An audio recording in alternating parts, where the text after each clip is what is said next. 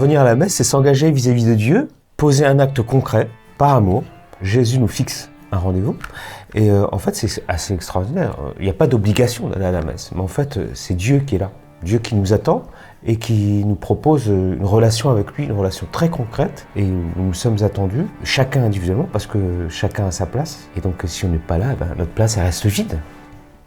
Prenez et mangez, ceci est mon corps, prenez et buvez, ceci est mon sang.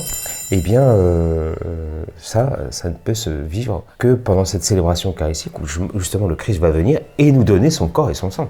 Et ça, c'est quand même, c'est quelque chose qui nous dépasse complètement, bien sûr, parce que c'est Dieu qui vient vers nous, qui se fait petit pour nous et qui se donne à nous. C'est un miracle qui se produit à chaque messe.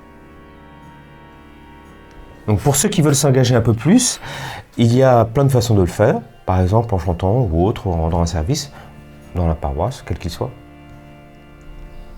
Alors la chorale paroissiale, c'est bien sûr une chorale ouverte à tous.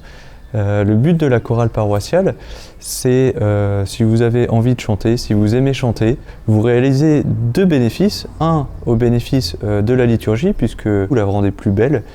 Et en plus, on dit souvent que chanter, c'est prier deux fois. Vous priez deux fois plus, vous vous sanctifiez, donc vous sanctifiez les autres et vous-même.